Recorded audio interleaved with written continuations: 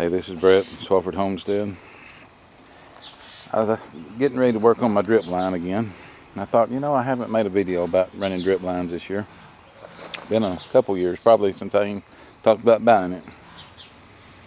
I want to show you what I've got, or what I started with. I'll show you the kit I started with. It's from Drip Depot. No, this is not an advertisement for them. I don't get anything out of this other than I like their stuff. I like their parts and pieces.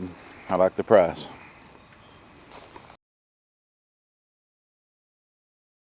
I bought a kit online from Drip Depot, and I'm going to show you how I got to the kit. This is the filter and the regulator and the adapters. Then I want to talk about the upgrades and the things that makes it better, and the things you do that I think helps. Here we go. Okay, here's the website. You can see the name at the top. I ain't gonna say it. I'm not trying to advertise, and I don't YouTube get excited because I use somebody else's stuff. You can see I had drip irrigation at the top, went down to kits, clicked on kits. This is the actual kit, deluxe drip irrigation kit for row crops. There's 200 feet of drip line, 50 foot of main line, enough connectors to make 8 rolls, short rolls. But the good thing is you're able to customize and add to. So you can make it as long as you need it to be, or as many parts as you need. The price is a little more than what I remember, but everything's went up. This is the breakdown of what actually comes in the kit. You can open it up when you customize, and you can change all kinds of things like the spacing of the drip line, the different ends and adapters you can add or take away. Or I think it's a pretty good setup. It's worked well for us for years, and I keep adding on to it. I think it's a good thing. Okay, you've seen how I got to the kit online. I ain't saying this is the best one, but this is one I found, and I like their shipping. I like their parts and their prices. I think it's a pretty good price. This is one of the valves. It's an adapter from the 1/2 inch to the 5/8 tape, but it's also got a hand valve on it. It was one of the upgrades I did. I changed from the regular adapter to adapter with a valve. I like it because you can turn off each individual line. If something's getting too much water, or something don't need as much water, you can cut valves off. I'm trying to find one. Here it is. I haven't got them all changed out. I run out of them. Had to dig up some of these old ones. But there's an adapter without the valve. My corn, all but one, has just a regular adapter. I think the valve's handy. If you get a leak, you can turn it off. You can regulate your water better. Now, this is a pretty long line. I've got a lot of drip tape on 1/2 inch line, but it does feed it. It takes it a few minutes to build up. See if I can walk down through here. This one's out of whack because there ain't nothing to hold it here. I've got to pin it better, but I generally lay it down the line, and you see I just weave it in and out of the plants. This one ain't completely done. We're still trying to get these laid. These are banana peppers. I think these are the bell peppers. I lay the line down right next to the plant, weave it in. Now, of course, there's nothing in that gap where that is laying sideways. Like some small watermelon plants up where I passed. They're hard to pick. They just getting started. It's still into May, so the weather's just now getting right for a watermelon to start wanting to grow. They really need hot weather. Besides the point. Now I've got my drip line under my roll cover here. You can see this one's, roll cover's a little short on this one. It needs to be flipped back up. It's actually got out of whack. I've been working on getting the roll covers in. See, this one's got a little dirt on it. Another upgrade. I'm trying to think what all I have done. Of course, you can add line. You can change the size of the line. You can change how close the emitters are. See if I can get one over here with the emitter.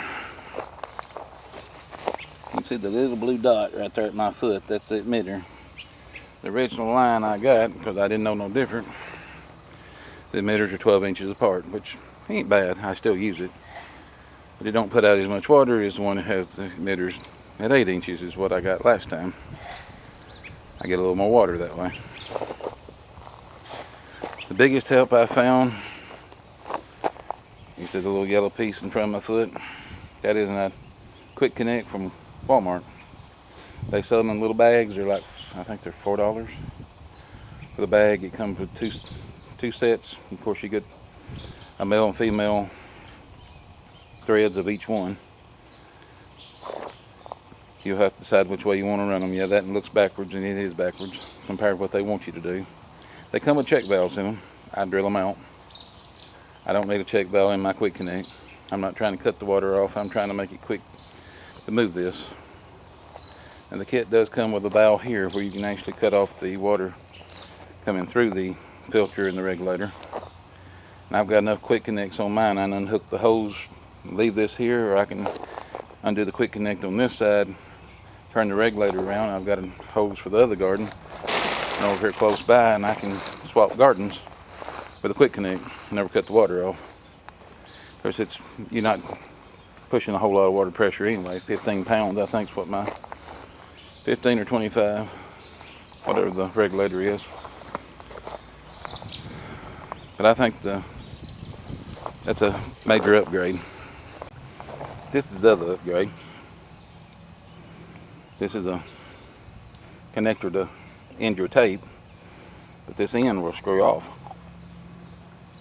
It has same threads as a garden hose, so you could add on to it by screwing a garden hose on it and go to the next one, or you can screw it off and just blow your lines up. If you think one of them stopped up or it's not flowing, it's a good way to check it. It's an upgrade to me from these push-on clips. Like, if I can get away from the corn here. The black clip is a lot cheaper. Them are $2, I think. These black clips are like 30 cents. They do work. I've had one or two of them that wasn't molded right and become very aggravated. That one right there is kind of aggravating. It didn't really want to work right. It was molded and flattened before it cooled off. It's hard to get the tape in them when they flatten out. It's a good upgrade. And the other thing I thought of just now, I didn't cover. This one with the screw off ends, even though it's higher. It's also good in fall, wintertime, when you get ready to pull all these lines back up. You can screw the ends out, let the water run out. This garden is actually on a hillside. If I take screw this end out, the water will drain. If all of them's got it, I can screw the ends off and drain every one of them. When I roll them up, the water will mostly be out anyway. You know, you can't never eat it all unless it's good and warm. You let the sun dry it out. Just something else to think of. That's all I can think of as far as the best upgrades of it. Knowing your spacing, getting the right ends on it, getting your valves, Quick Connects. I mean, it makes the job a lot easier, especially when you can turn it on and off. Use Quick Connects, you can move it quickly. Which, if you use the Quick Connects, you can always put the filter and regulator at your hydrant and run hoses. I chose to put mine out next to the garden, but it's another option. Well, I appreciate y'all watching. Hope you got some good information out of this. We're getting ready for the drought. I'm sure it's going to be a drought season again. Been dry for days here already. Hope y'all have a good week. God bless. Like and subscribe. Thank y'all for watching.